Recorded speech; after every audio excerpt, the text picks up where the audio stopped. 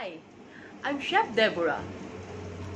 You know guys, I received too many questions and too many messages in my Facebook page. So now, I was thinking why I cannot give an answer for all those questions. So recently, I'm too much busy at work. So I don't have time to answer one by one all your message in the messenger.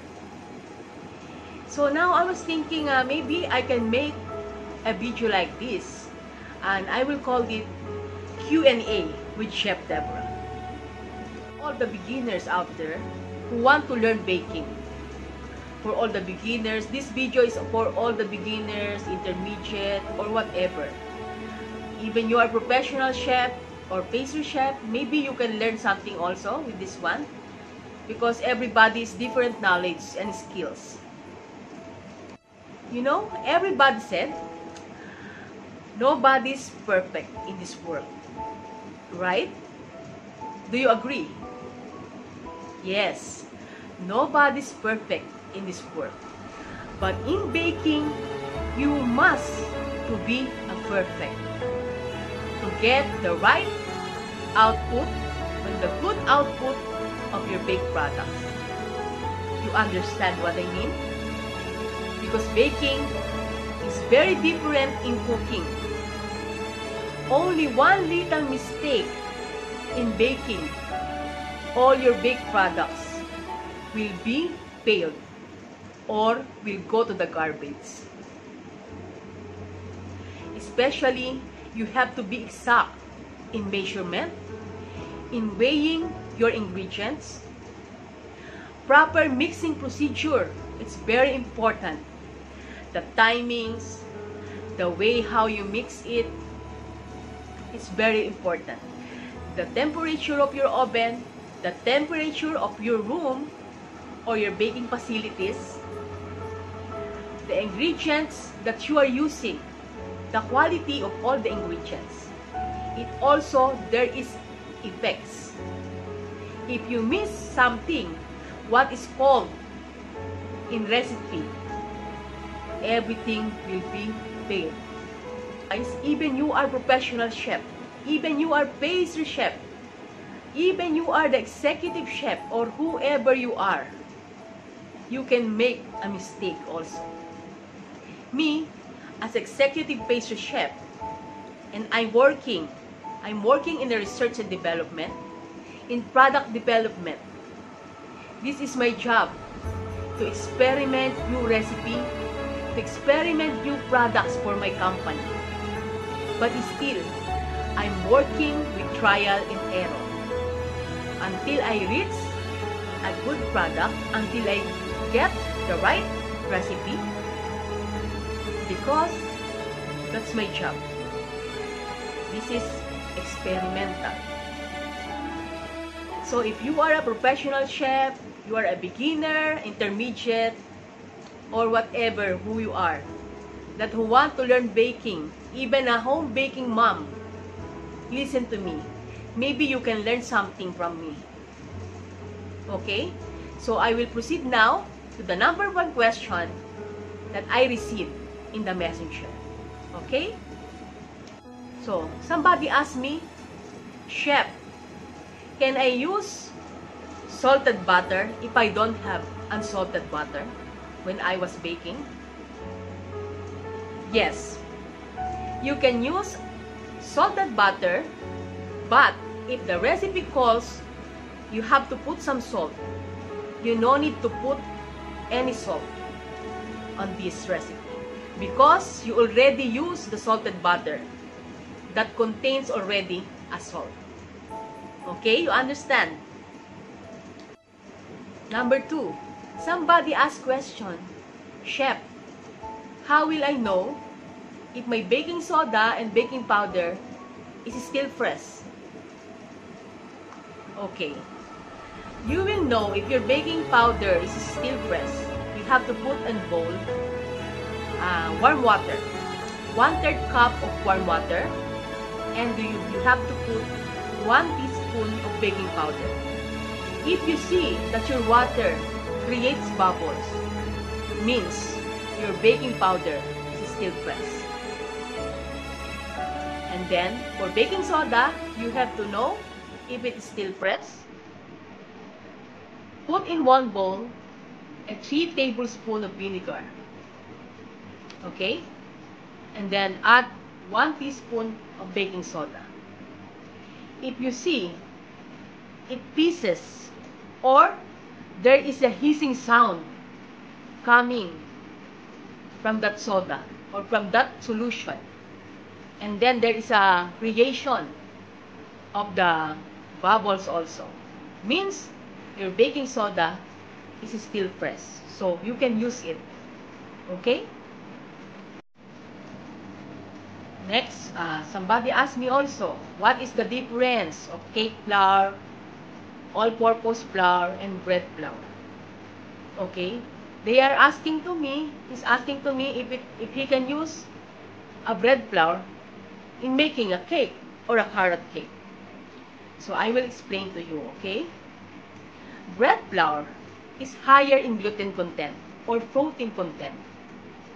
When it is higher, means the gluten is very strong.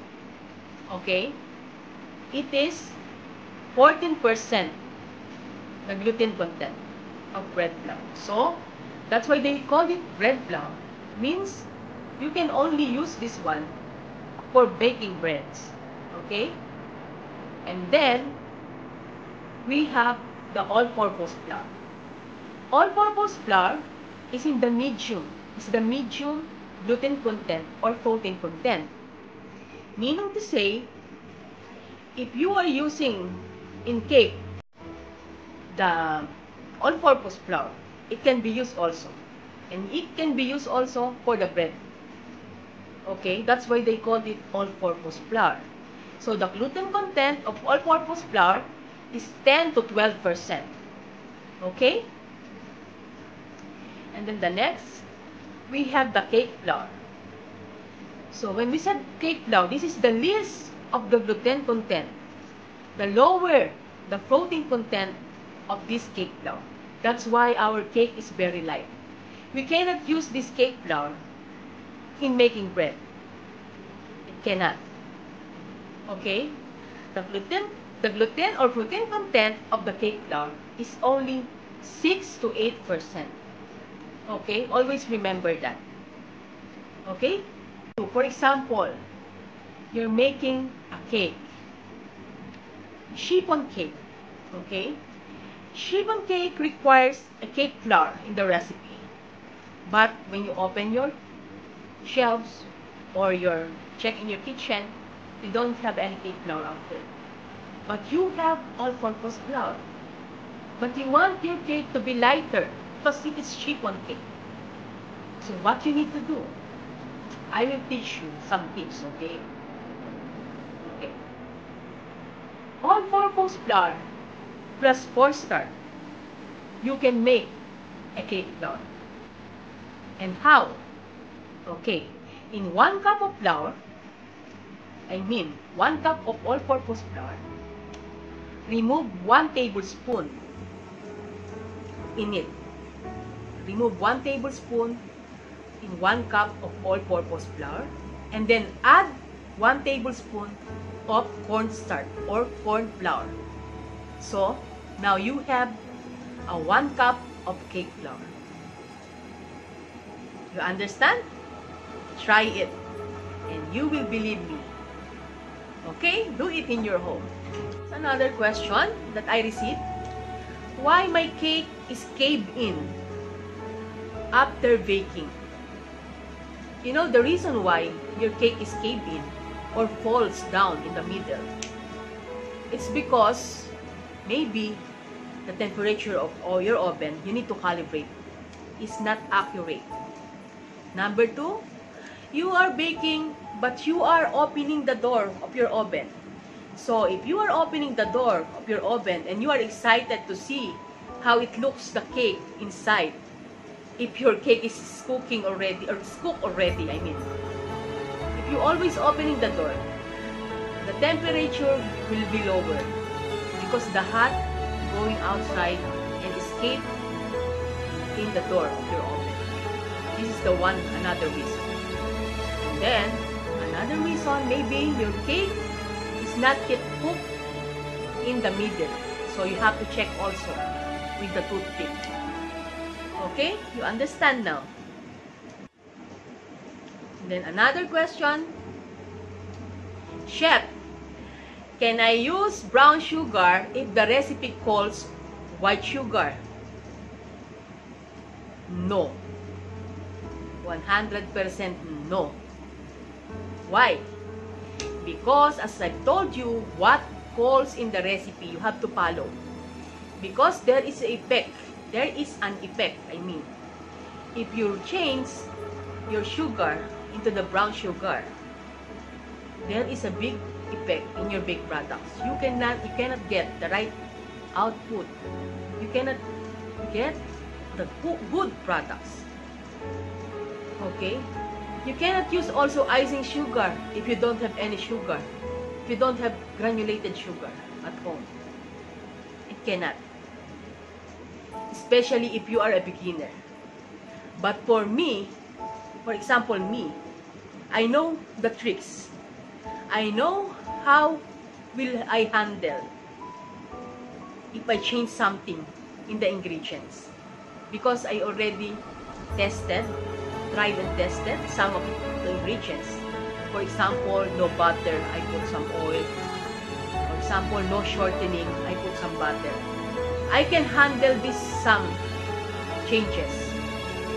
Because I already try and tested, that I did not get any bad effect to my baked products. You understand? Okay? So, somebody messaged me in Messenger. He asked me, he's a guy. He told me, Chef, I tried to bake a banana cake. But my banana cake is coming like a pudding. You know, no air, not incorporate the air inside my cake. So, when this happened, I asked him, what you did? How do you prepare your banana cake? And he told me a story. I do this one like this, like this, like this. And I said, you make mistake in the mixing procedure, in the mixing process. Because when you make mistake in the mixing technique, all your baked products changes the texture. If you over-mix the banana cake or carrot cake, you mixing with the mixer, with the balloon attachment, 100% I assure you, your banana cake is like a pudding. No air, it's not fluffy, you know, because it's not incorporate air. When I'm making a banana cake or carrot cake, you know, I'm using only, usually, if it is small quantity only, or only one cake, I'm only using a wooden spoon, or the rubber spatula. Cut and fold, cut and fold. I'm not using any mixer. Or if ever I will use a mixer, I use the paddle attachment. And very slow speed only. Slow speed and not long time. Okay? This is another tips for you. Okay? Another question, Chef, he told me, I try to make your pandesal. I follow your video. How to make a pandesal or Filipino rolls. Filipino bread rolls. Okay? And he told me, why different? But I follow all your recipe. He told me like this. And I said, what you did? Can you explain to me how you make it? Maybe you did not test if your yeast is still okay, still fresh. This is number one. You always need to test your yeast activity before you start baking a bread. You know, if you did not, for example, you make a test activity. How to make a test activity? Of course, the quantity of water that you need to your bread must be warm. You put the yeast that you need there, and then add 1 teaspoon of sugar. If there is a bubbles banging, means your yeast is still active. But if no bubbles, means your yeast is already died. Because yeast is a fungi. It must be alive to create as a leavening agent of your bread. Okay? If the fungi is died and you did not give food to your yeast or to your fungi, he will be lazy to rise up your bread. What I mean, huh? I mean, sugar is the food of the yeast. If you give sugar to the yeast in your activity test or yeast activity test, your yeast will be more rising more your bread. Because it seems like our people, as I told you, the food of the yeast or the food of the fungi is the sugar. Okay? Same thing with the people. If you not give me food, I'm also lazy. Right? Why I will work? I'm hungry. Same thing with the yeast. If you did not give sugar to the yeast, he will be lazy. It will be lazy. Understand? Same me. If I did not eat 1 month, I cannot do it. Only 1 day, I cannot skip any meal. Okay? So, you understand now, lazy people is hungry. Okay? I think that's all for today for our Q&A with Chef Deborah. Okay? For any question, just message me and I will answer back to you. Okay? Maybe I answer back late because I was too busy right now because I have new project right now that coming out very soon. And I hope you follow me in Facebook page, in my Instagram, and also subscribe to my YouTube channel so that you will be updated in all my tips, all my recipes that I want to share to you. Okay? Thank you so much and have a nice day to all of you. Stay safe and stay healthy.